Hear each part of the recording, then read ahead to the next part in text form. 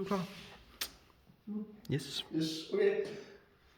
Vi skal bevise panserformen, som siger, at den her sætning, y mærke plus gx gange y er lige hx, at den så siger, at y er lige den her integrerede.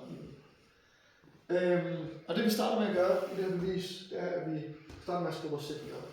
Så vi siger, y mærke plus gx gange y er lige hx. Vi kan se i vores løsning, at vi har det her e opløftet i stamfunktionen til gx, og det er relevant, hvorfor det er stamfunktionen til gx senere i beviset. Så det gange vi på alle vores led i så kommer til at hedde mærke gange e opløftet i store G af x plus g af x gange y gange e opløftet i store G af x. Og det er så lige hx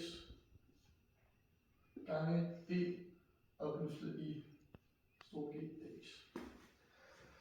Og noget vi kan lægge mærke til her, det er noget vi også har noteret op i hjørnet her, det er at vi har noget der kunne ligne noget fra vores kæderegel i formelforandringen her. Og det vi kan se i kædereglen, det er at hvis vi tager e opløftet i store G af x og differentierer det,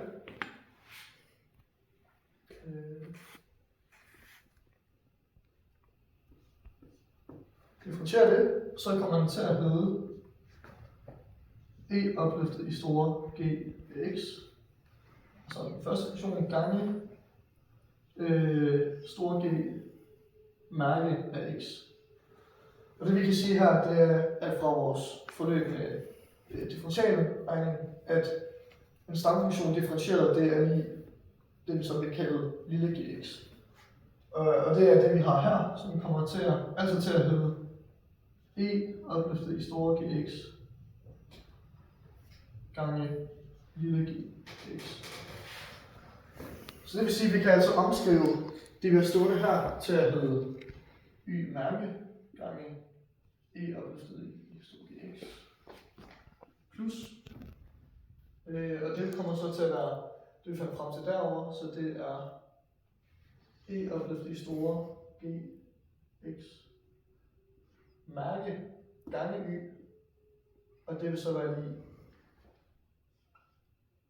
hx gange e opløftet i store gx. Og noget vi så igen kan se her, det er, at vi kan bruge produktreglen, og det er fordi vi har differentieret y gange vores e, og en differentieret gx gange vores y. Så ifølge produktreglen, så vil vi kunne sige, så kan vi sige y mærke, y gange e i store gx mærke, og det vil så stadig være lige h af x gange e opløftet i store gx. Det første vi gerne vil gøre her, det er at vi gerne vil slippe af med vores mærke, så vi integrerer altså her. Så den kommer til at hedde y gange e opløftet i store gx, og den kommer til at være lige h af x og integreret hx gange e opløftet i store gx, og så skal vi plus vores konstant fra vores integrale, som kommer til at hedde det. Det sidste vi skal gøre, det er at vi skal slippe af med vores e opløftet i store gx, og det gør vi ved at gange med e opløftet i minus store gx, fordi vi har en regnregel, der hedder, at når man ganger de her to e'er sammen med en eksponent, så hedder den ene, eller så kan man ligesom sætte eksponenterne sammen. Den kommer i princippet til at hedde e opløftet i 0 eller 1, så det er så y gange 1. Og det ganger vi igen på alle vores led, så vi ganger på integralet og på vores konstant. Jeg går lige her i stedet. Så det vi kommer til at hedde, det er y E opløftet i minus stor G af x gange integralet til h af x gange E opløftet i store gx, og så har vi vores konstant, hvor det så også skal regnes på. Minus stor G af x. Og så kan vi altså se, at vi er kommet frem til det, vi gerne vil, og hvor vi har så bevist panserformen.